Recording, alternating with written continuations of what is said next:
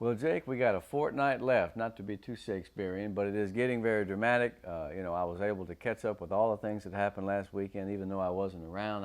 I was the one shivering with cold and shuffling in the rain at Memorial Stadium watching Texas beat Kansas State. A good weekend was had by all, but I was able to catch up on the scores and not too many surprises, but we're going to talk about a few. Why don't we get right into talking about it because we're getting close to the playoffs. Yeah, we are. And that's Jake Berry, by the way. Yeah. No. Remarkably, the weather down here was great on Friday night. We actually didn't have any rain, at least like where I was at. And I was at the Mac High Memorial game. But 36A is actually turning out to be kind of it's a quagmire as far as like getting into the playoffs, the fourth seed. They used to be kind of political term, quagmire. Yeah. We'll let that go. We're not talking about Iraq here. We're talking about 36A, where Memorial seems ascendant. I mean, they're undefeated. There's only two undefeated teams in the Valley, them and Vela. McAllen's looking pretty good, I guess, at 3-1. Like you said, you were saying they were a lock for the second, and they may well be. But for that third and fourth spots in 36A, you got three teams facing off, don't you? Yeah, it was made a little bit easier with Palmview losing to Waters Lincoln. It was a horrible situation over there at Palmview. Condolences to the Palmview family. But their loss right now makes it a little bit easier for Mac High to get into the playoffs. They don't have to worry about no, they're a game up. They're a game up. They're a game up on those three, and the three would be Mission, La Jolla, and Palmview, and it's going to be interesting to see who emerges from that. Well, let's see. Palmview now 2-2, 4-4. They were surprised by Lincoln, and that's another Jake Berry special here. He's been telling you about Lincoln most of the year, and they came up with a big win. Palmview now plays Memorial and Mac High, and at 2-2, they could easily be 2-4 because those are the two best teams in the district. Yeah, it's going to be a very tough 2 weeks for them. They've got to get the Mac High win. Yeah. Now, I think if you had Memorial's talent, you would know that the blueprint right now is to put Trevor Spates at safety. Oh, man. I talk about Coach of the Year accolades. Whoever came up with that one, we'll give Bill Littleton the credit, of course. Man, I mean, but it makes sense. Yeah. A spy. Spy versus spy. Yeah, and talk about somebody that can neutralize McGowan's speed on the outside is if you have a safety that can cover the outside. Because he's used to running around it. Yeah. Oh, man. When I read that, I was stunned. And that's what it looked like. It looked like whenever McGowan was trying to run a sweep, Spates was running his own sweep, but he got the tackle. And I guess it's not every time that he had to make a tackle. It was that he forced the kid to deal with that guy in the hole, and then the rest of the cats would clean up. Sometimes he would make the tackle. Well, Trevor's just a great athlete, and of course so is McGowan. You give a team a week to prepare, more so than they, 2 weeks.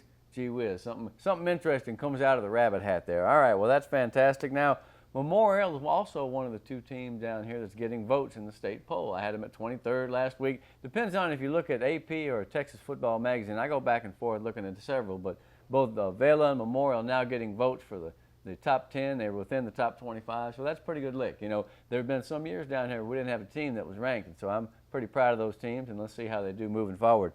Okay, La Jolla. La Jolla was ascending like the flying tiger before. They had a little glitch, and now they got a road game at Rowe. If they win, they're in pretty good shape. Yeah, and Rowe lost to Mission. You kind of thought they were either going to come out really strong after what happened last week with Coach Reyes. Right. And they just couldn't put up the points that they needed to against Mission, which is surprising that they couldn't put up points. So that hasn't been something they've been struggling with, is putting up points, especially in the second half. They're going to have to do it this week if they want to just be that bump in the road that messes up everybody else's Well, playoffs. the spoiler, they can spoil. La Jolla's 2-2. Palmview's 2-2. We also have Mission at 2-2. And remember, there was a while back when we were saying, is Mission moribund? Not even close. Mission is right in the race. They better get Lincoln this week because they finished with Memorial. So Mission's mission is to win this week. La Jolla plays Rowe and then Lincoln, so they probably have the easier of the schedule, where Palmview, as I said, has Memorial and Mac High. It's going to be fun to see what team emerges. But let's go back to what you were talking about earlier, Coach Paul Reyes. And, quite frankly, I always hate to see a good man of the coaching fraternity leave. And, he's done a great job over there, and I wish him the best. It's a tough business, coaches know it. I've been talking to folks all week about these things. Saw Bucky Rodriguez again. We were chatting it up. You know when you get into the business, I suppose, that it could turn on a minute. And, some people say, well, with the internet, with all the coverage, it's a harder deal for these coaches because they're under the microscope and under scrutiny. How do you feel about something like that? Well, he's had a good run. He's had a good run. He had some great quarterbacks while he was there. Yes, he did. And he's coached some great quarterbacks as an offensive coordinator. I got to assume that next year he'll be the offensive coordinator of some place.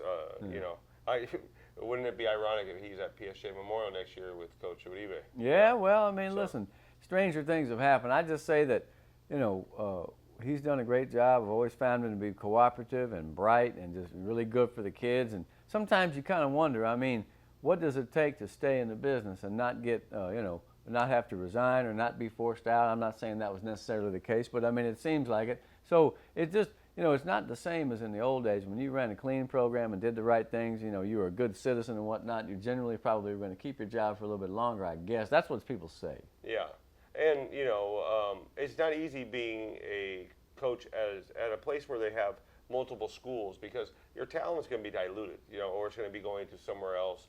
You never know where the water, how the water is going to flow that year. You know, you could get a lot of fish, or you could get nothing. You could get some bones. Well, I'll tell you what, it's you know, it wasn't too many years ago that Roe had that phenomenal team that was scoring like 50 points a game, and they were one of the best teams around. You know, made the playoffs. So hey, it comes quickly and it goes quickly, and coaches know that it's a gamble, that it's a roulette wheel to be on that thing, and it's a heck of a ride while it lasts. And so, for Coach Reyes, man, hey, listen, all the best, and we've really appreciated the cooperation with 956, and we know you'll rise again before it's over.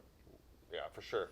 All right. What's next? What's next? Let's get to a happy topic on here. This is like the crying show all of a sudden. God dang, but you know, with good reason. Let's go to 31-6A, where it appears that Weslaco and East are headed for the district title showdown once again. What will have to happen is that Weslaco's got to get past Economides this week. Yeah, and Economides had a good game against Edinburgh. Not to scout them, right. But of course not. Claro que no. Claro que sí, no. But you know, but this is one of those things. Tony V's team has been playing so well. I can't see them letting off the gas at all, and especially, you know, even though Coach Pena is one of Tony V's guys. He's a compadre, man. You know what? There's no way in hell that it's going to happen because they have a chance to play Weslaco From the Weslaco perspective, you know they're not going to do anything but lay it on the line. But the Jags, look, they started, from what I understand, I'm looking at the stats that Coach Pena sent me, they've started to run the ball better. They had 367 yards rushing, 112 passing, had a couple of kids over 100. In other words, those are the type of numbers we associate with the Economides offenses the last couple of years. They're going to need it. They're going to need a good offensive game against Weslaco. Quite frankly, they go in as the underdog. If they do happen to beat them, that throws the race into a dizzy or a tizzy or a doozy. You know. But if they don't, then Weslaco and East are probably headed for that last game of the season. And boy, that's going to be nuts. Yeah, the Tinaco Bowl, as Mike Gonzalez calls it, of course. It'll be another barn burner, and you know, we'll see if one of the publications comes out with something, some kind of smut to make East smear campaign. Yeah, well, East will be playing Edinburgh High, and while the Bobcats are playing better, they got the win against Memorial. They gained 250 yards last week against the Jags, and by the way, that's a pretty good defense. They screwed up early. They had a fumble, a scoop, and return for a touchdown. It kind of killed them. But you know, if they would not have those early turnovers that led to points, it's a different game for them because you know they don't have the personnel to catch up. No, but you know, 250 yards is pretty good. You'll take that on most nights, but only 7 points, that's the problem. Yeah. I mean, I'd rather have 150 yards than 21 points or whatever. So, but they're improving. They'll go over to East this week, and I can't see East not being ready to play because they know what lies ahead. Yeah, I mean, especially when your quarterback is bigger than most of the linemen. You know, you're going to be okay. You're going to be okay. You know who doesn't get a lot of credit is Tames for East. He's a heck of a running back. He's not going to be a 2,000-yard guy, but you know what? They're a little bit more diverse. Ciro's taking all the headlines, but I think Tames, that little running back for Weslaco East, is very good. He had 170-something last week. He had some injury problems halfway through, but no, I feel like he's a very quality back. Yeah, if it wasn't for Trevor and some other players, I think that you would put Ciro in the running right now for Player of the Year. I would say forget about it if it wasn't for. I'm putting him in the running for MVP. Really? I really feel like that guy. He does it all, man. How many kick returns does he have? Yeah. He scored on a run, a pass, a catch. I mean, the guy he's something, man. And he plays a little bit of defense too. No, I feel like Ciro should be in that conversation. I mean, it's going to be hard to top Trevor Spates. Good Lord, he's on track to break the Meshach's record. And boy, you know, That's something, because if you remember correctly, Meshack was some kind of wonderful. We're going to Yeah. sing every week. Yeah, last week we sang and, you know, poorly. he was West Side Story. Yeah, and Spates and Meshack were totally different because Meshack was more of your slasher, you know, find the open hole. Unreal moves. Unreal moves. And if you ever seen Trevor Spates, he accepts the contact and invites it. Yeah, and yet, you know, he can make you miss, but he can run you over. He just got it all, man. He's a complete package. Yeah. I wonder if he watched Florida State get their butt beat this weekend. Yeah. Anyhow, okay. So now Edinburgh North. It has not been the greatest season. Edinburgh North is 2-6. But if they can manage to get past PSG Memorial on the road, that's a winless team in district. They come into the game with the Jags. If the Jags lose to East like we suppose, or to Weslaco like we suppose they might, that game will be for the 4th spot because PSG North pretty much has 3rd place wrapped up. Yeah. Edinburgh North will meet them in the last week.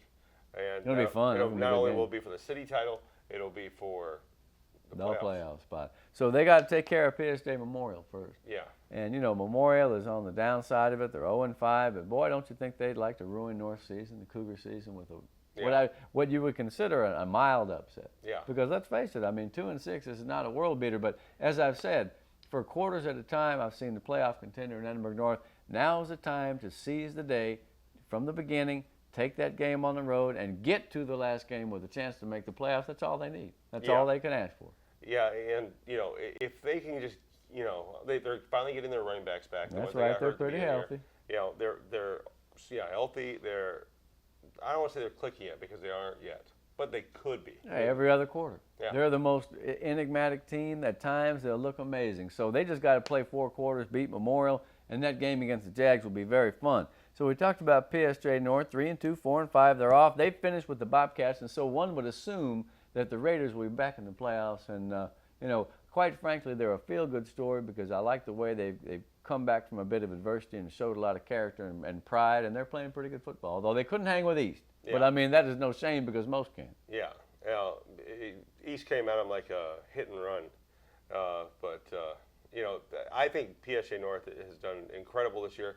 I think Coach Penny and the staff deserve a lot. The kids deserve a lot of credit for what they've done. Yeah, man, I'll tell you. And we'll see who they end up getting in the playoffs. But we're going to talk probably next week is when we're going to start big and small and 1A and 2A, all that stuff. I'm looking forward to it. Are you? Yeah. God, boy, I hated to be out of town this weekend. We had a good time, good family trip, saw a bunch of friends. But, man, in the back of my mind, I was always like, got any scores? I wonder what the scores are. And I'm the least technologically adept. I mean, I had to get it like a day later and stuff. I don't have that little funny business you do. Yeah. That's pretty good stuff. Yeah. Coach Cassidy at Cat Stadium, he always keep me going with the scores and stuff during the game. I got to figure that out, but I probably won't. Let's talk about the Lower Valley League because right now, the Big Four has almost become the Big 3 plus 2. Yeah. You know what I mean? San Benito, to me, and of course, you know, this is not a jinx, we hope, although we did jinx St. Joe because they turned it over once. We'll get to that later. San Benito was in this position last year, and they play South and they play Rivera. Right now, they can wrap up at least a share of the title, win 2 games, and they're in good shape. Play South and then play Rivera. Rivera's probably not a tough muster this year, but South is coming on, dude. Yeah, South has been impressive. They still have a chance to make the playoffs. Yes, they do. You know, because they're tied with Vets. Yeah, you talk about a team who, you know, people pretty much left them for dead. You know, they didn't do much early. They didn't do well. You know, they played Westfield, but you know, it seemed like they were having trouble. But they got so many kids that are athletic, man. Darren Pettis and Alec Garza, they play both sides of the ball. They're tough, man. Yeah, and they put up points. Yeah, they do. That's one long thing. Plays too, long runs. So we'll see which San Benito team is going to play them because if San Benito comes out like they did against Harlingen, it's going to be a long night for South because it'll be very hard for them to get those open passes. But you know, South's seen some good teams in Vela, Weslaco. Yeah. So it's not like they haven't seen adversity. No, they're ready, man. Hey, I don't know how good they are, but they're playing as good as they have all year, and so we're going to find out against San Benito. I feel like, and I've said it for weeks, I feel like San Benito is the best team in that district. A lot of people argue with me, and rightly so, because there's not anything you can just solve by saying that's what I think.